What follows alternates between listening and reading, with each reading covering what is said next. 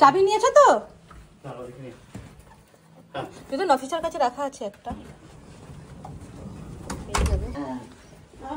না যাচ্ছি সবাই ভাই দেখ কিরম বড় থাকবে।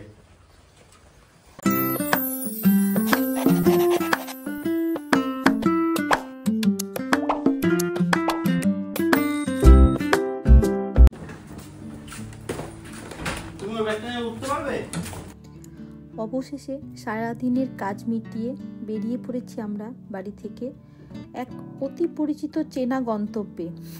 কিন্তু এই পুরো রাস্তাটা পেরোতে হয়েছে এক অজানা ভয় ও উদ্বেগের মধ্যে দিয়ে। হাই, আমি বর্ণালী ক্রনিক্যালসের নতুন একটি ভিডিওতে আপনাদের সকলকে অনেক অনেক ভালোবাসা ও শুভকামনা। আশা করি আপনারা সকলে ভালো আছেন, সুস্থ আছেন, আর আমরাও বেশ আছি। আমরা 4টে মানুষ বেরিয়েছি আজ আলাদা আলাদা 3টে রাস্তায় যাওয়ার উদ্দেশ্যে।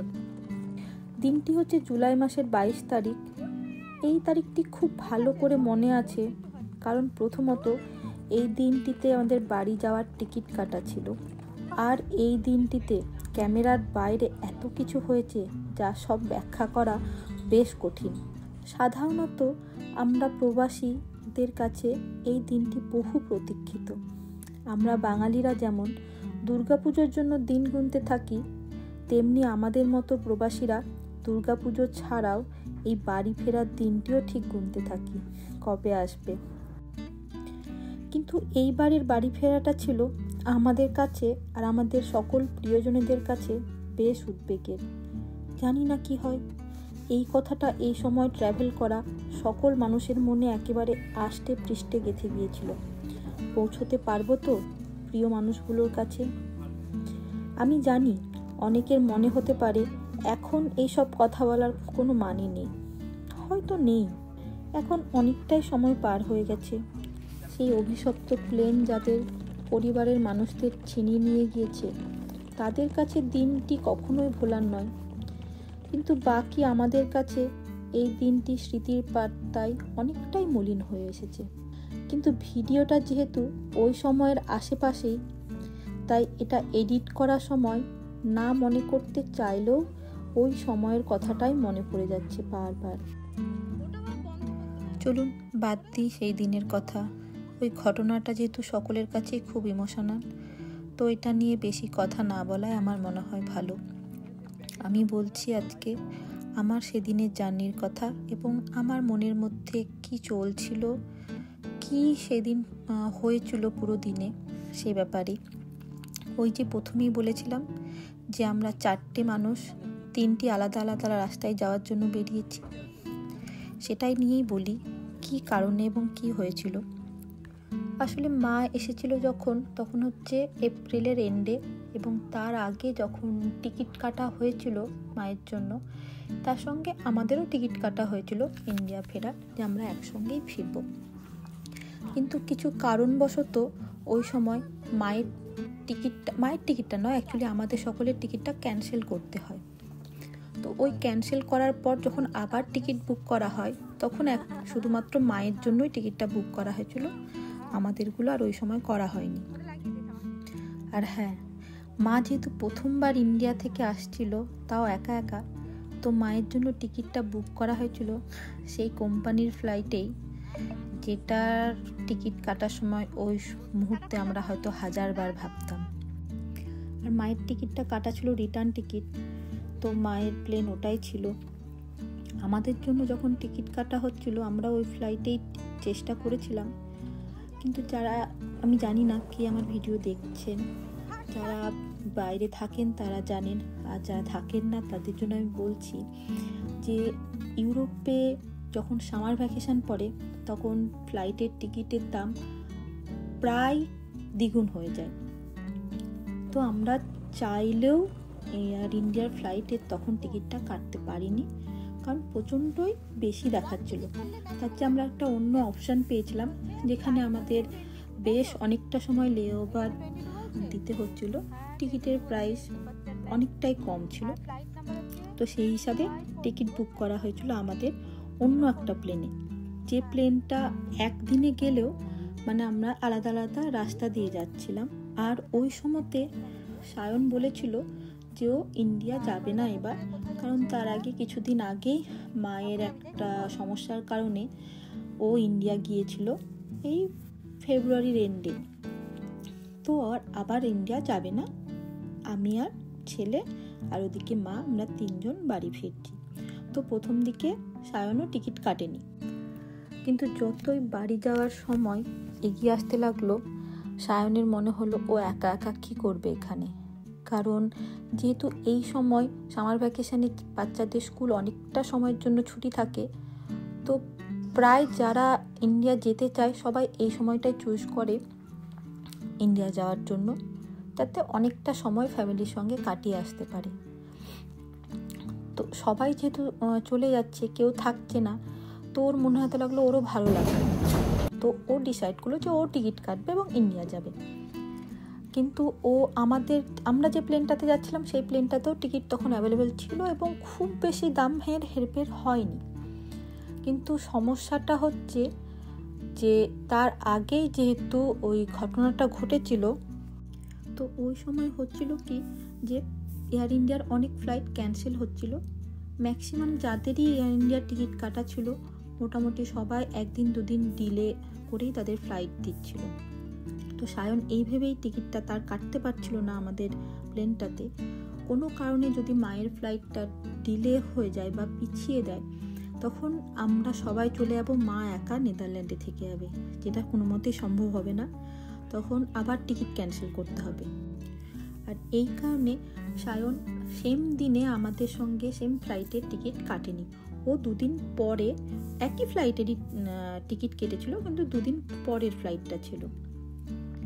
আর এই কারণেই মা আর আমরা দুজনে ইন্ডিয়া গেলেও 2 জন আলাদা আলাদা ফ্লাইটে যাচ্ছিলাম। আর সায়ন যাচ্ছিল বাড়ি ফিরে, সে 2 দিন পরে আবার ইন্ডিয়া যাবে। এবার এখানে হয়েছিল আর একটা ঘটনা। আমরা যেটা ভাবছিলাম যে কারণে সায়নের টিকিটটা দেরি করে কাটা হয়েছিল, ঠিক সেটাই ঘটেছিল। যে মায়ের টিকিটটা ক্যান্সেল করে 2 দিন পরে করা হয়েছিল, এক্স্যাক্ট যেদিন সায়নেরও টিকিট আছে, যেদিন সায়ন যাবে। তো যাই হোক, আমরা সেই হিসাবেই ভাবছিলাম যে ঠিক আছে, তাহলে আর কিছু করার নেই, ওই প্লেনেই যেতে হবে। এবার সেটাও একটা রিস্কের কথা ভাবা হচ্ছিল যে যদি কোনো কারণে সেই দিনও আবার বলে যে না টিকিটটা পিছিয়ে দেওয়া হচ্ছে, তখন আবার অসুবিধা হবে। কিন্তু আমাদের কাছে কোনো অপশন ছিল না। মায়ের মনটা একটু খারাপই ছিল, যেহেতু আমরা চলে যাচ্ছি, মা এখানে থাকছে। যদিও সায়ন থাকছিল, কিন্তু কিছু করার ছিল না। আর সকাল থেকে আমার কোনো ভিডিও করা ছিল না, কারণ সেদিন ছিল প্রচুর কাজ, এমনকি আমি ব্যাগটাও প্যাক করিনি। তো সকালে ঘুম থেকে উঠে ফার্স্ট কাজটা শুরু করেছিলাম ব্যাগটা প্যাকিং করা।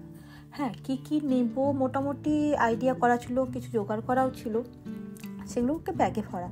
তো যখন আমি ব্যাগটা প্যাক করছিলাম, মা বললো তুই যখন ব্যাগ প্যাক করছিস তাহলে আমিও করে নিই। এভাবে মাও ব্যাগটা প্যাক করে।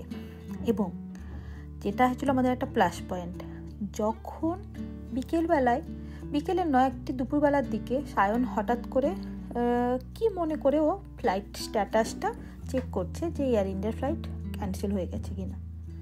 ও মা দেখছে সেদিন ফ্লাইট যাচ্ছে, সেদিনকের ফ্লাইটটা কিন্তু ক্যান্সেল নয়।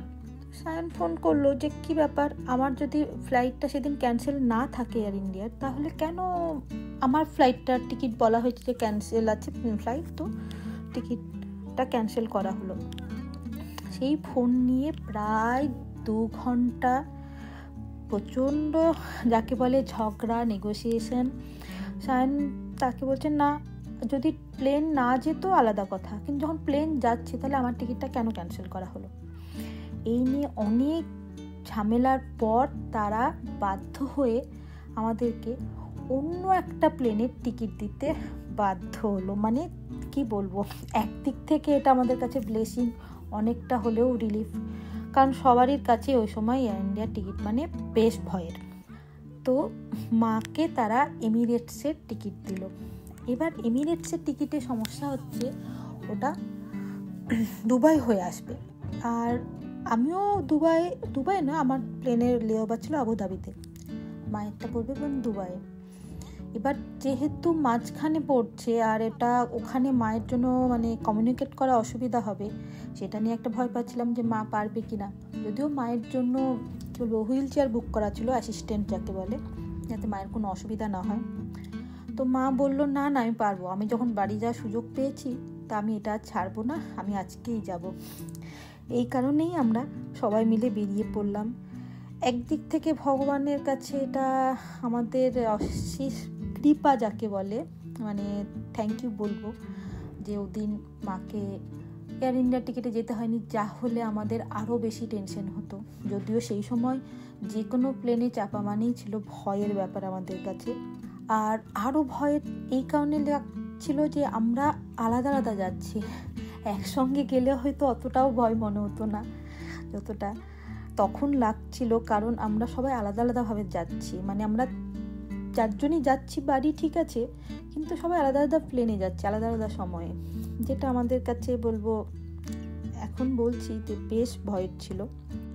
যাই হোক, আই থিঙ্ক আবুধাবিতে আমার ছিল 7 ঘন্টার লেওভার। আর এই 7 ঘন্টার লেওভারে আমি কি করব ওখানে বসে বসে আমি জানতাম না, বুঝে পাচ্ছিলাম না। তো কি মনে করে আমি হঠাৎ করে আমার ক্রোচের উল এবং একটা ক্রোচের কাঁটা ব্যাগে ভরে নিই। ক্রোচের কাঁটাটা নেওয়ার সময় একটু ভয় ছিল যে কি জানি যদি ফেলে দেয়, তো ভাবলাম ফেলে দিলে আর কি করা যাবে, ফেলে দেবে, নিয়ে তো নিই, নাহলে এয়ারপোর্টে ফেলে দেওয়া হবে, এর বেশি কিছু তো আর হবে না। তো ক্রোচি কাঁটাটা নিয়ে যেহেতু কিছু বলেনি, ব্যাগ আটকায়নি, তো আমার জন্য ভালোই হয়েছিল।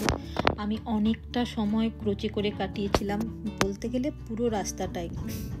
মানে এমন সময় হয়েছে সেকেন্ড ফ্লাইটে, মানে আবুধাবি থেকে কলকাতা যাওয়ার ফ্লাইটটাতে আমি পুরো সময়টা ক্রোচেই করেছি, মানে একটুও ঘুমোইনি। এমনকি কেবিনের লাইট অফ করার পর আমি আমার রিডিং লাইট জ্বালিয়ে পর্যন্ত মানে আমি ক্রোচের করছিলাম যাকে বলে। আর লাস্ট মোমেন্টে এই ক্রোচের করাটার কাজটা ডিসাইড করার জন্য আমার মাপের ঠিক আইডিয়া ছিল না, যেটা আমি ক্যালকুলেট করিনি, ফলে বারবার আমাকে খুলতে হচ্ছিল। আর যাদের প্রশ্ন যে এটা আমি কি বানিয়েছি এবং এটা রেডি কি না, তাদেরকে বলবো না, এটা এখনও রেডি নয়, কারণ ওই কালারিং উলটা আমার শেষ হয়ে গেছে এবং এখনও পর্যন্ত সেম কালার কম্বিনেশনের উল আমি এখনও যে দোকানটা থেকে কিনেছিলাম সেটাখানে এখনও দেখতে পাইনি। তো যতক্ষণ পর্যন্ত না ওই উলটা অ্যাভেলেবেল হচ্ছে আমি এরপরে এগোতে পারছি না। যদি আমি ওই উলটা পাই এবং কমপ্লিট করি তবে অবশ্যই আপনাদের সঙ্গে শেয়ার করব। আর যারা এতক্ষণ পর্যন্ত আমার ভিডিওটা দেখছেন তাদেরকে অনেক অনেক ধন্যবাদ। এরপরে আমি খুব একটা ভিডিও করিনি আর ইচ্ছেও করছিল না সত্যি কথা বলতে, এত লং জার্নির পরে। আপনাদের যদি কোনো প্রশ্ন বা মতামত থাকে অবশ্যই কমেন্ট করে জানাবেন, আমি সেই প্রশ্নের উত্তর দেওয়ার চেষ্টা করব। আর যদি কোনো সাজেশান থাকে তাহলেও আমাকে জানাবেন, আমি সেটা করার বা ঠিক করার চেষ্টা করব। ওকে, আজকের মতন এখানেই, বাই, টাটা, দুই।